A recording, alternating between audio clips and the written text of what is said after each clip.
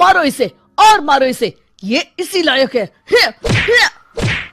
अरे मारो गया रे। कालिया को हुए हम सबने रंगे हाथ पकड़ा है, अब इसे गांव से बाहर निकाल देने में ही हम सबकी भलाई है। तो देर किस बात की है, अभी इसे धक्के मार के इस गांव के बाहर का रास्ता दिखा दो। अरे सरपंच ऐसा मत करिए, मुझे एक मौका और दीजिए, मैं दोबारा कभी चोरी नहीं करूंगा। लेकिन गांव वाले उसकी एक नहीं सुनते और उसे मार मार के गांव की सीमा के बाहर निकाल देते हैं। अरे मेरी कमर दर्द के मारे मेरी जान निकली जा रही है। कमबख्तों ने जम के धुलाई की है मेरी। अरे भगवान करे इनके गांव में भूचाल आ जाए, धरती फट जाए और सब गांव वाले उसमें समा जाए। चलते चलते कालिया जंगल में पहुंच जाता है।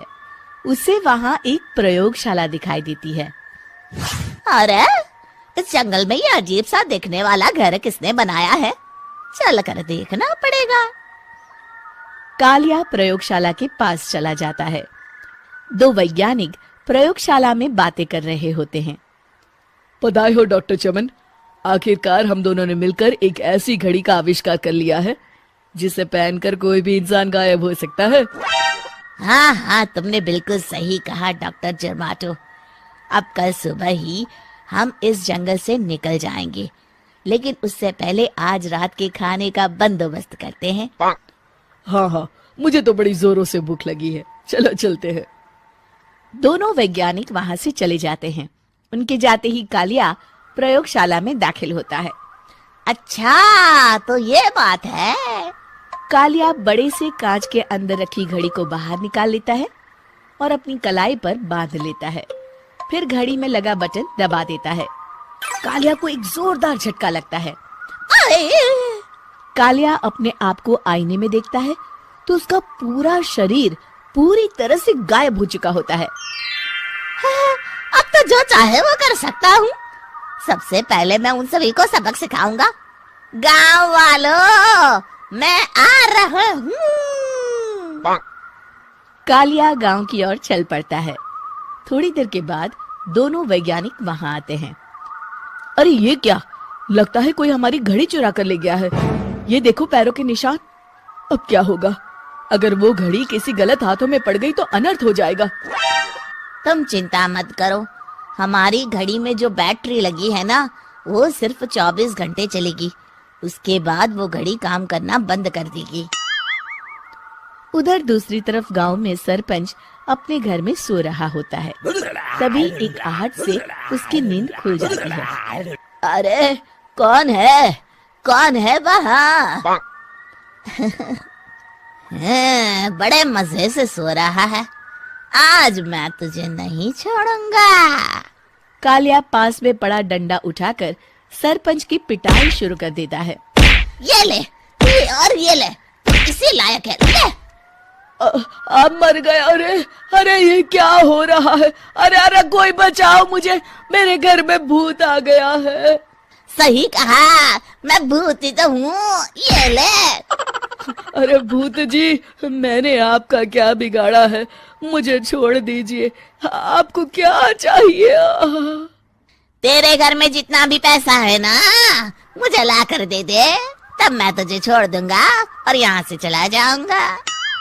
सरपंच अपनी तिजोरी से पैसे निकालकर एक बड़े कपड़े में बांधकर जमीन पर रख देता है और कालिया वो सारा पैसा लेकर वहां से चला जाता है। दूसरी तरफ जमींदार गांव के चौराहे पर खड़ा कुछ लोगों से बात कर रहा होता है। इस कमीने जमींदार ने भी मुझे बहुत पीटा था, इससे भी बदला लेना तो बनता है। हाँ? जमींदार अचानक अपने आप को चांटे मारने लगता है। अरे भाई ये क्या हो रहा है? जमींदार साहब अब ठीक तो है ना? अरे मुझे नहीं पता भाई।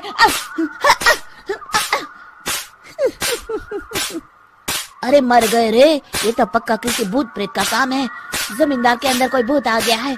इससे पहले कि ये हमारे अंदर आ जाए, मनोहर भाई अपनी जान बचानी है तो भागो यहाँ से। ये क्या?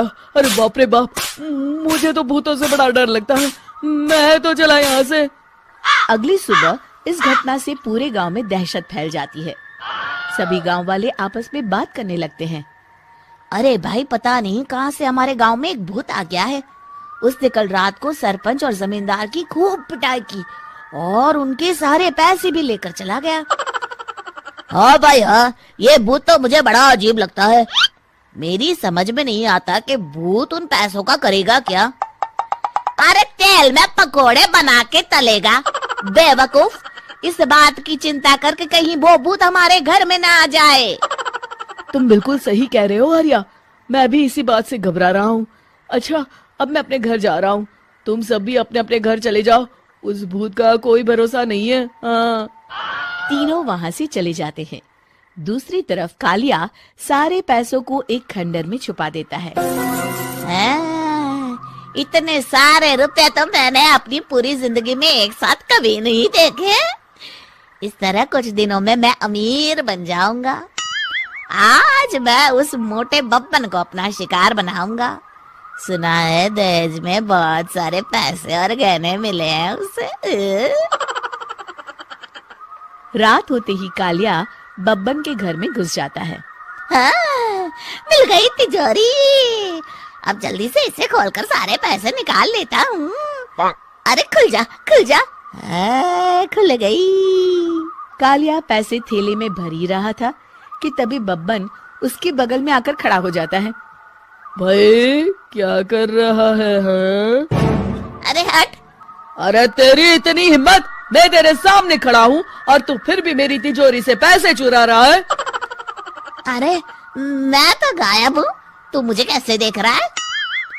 कालिया अपनी घड़ी को देखता है। अरे इसे क्या हो गया है? हाय, लगता है बैटरी खत्म हो गई। अच्छा, तो आज मैं तेरी बैटरी अच्छे से चार्ज कर देता हूँ। अरे भाग्यवान, जरा मेरा डंडा तो लाना। ये मोटा मुझे नहीं छोड़ेगा। अरे भागो। कालिया भागकर घर के बाहर जाता है।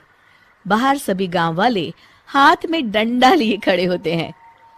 अच्छा, तो तू वो भूत है? मुझे माफ कर दीजिए सरपंच जी, मैं आपके और जमींदार जी के सारे पैसे लौटा दूंगा और आज ही हमेशा के लिए ये गांव छोड़कर चला जाऊंगा। शिक्षा: बुराई ज्यादा दिन की मेहमान नहीं होती, एक दिन उसका अंत हो ही जाता है।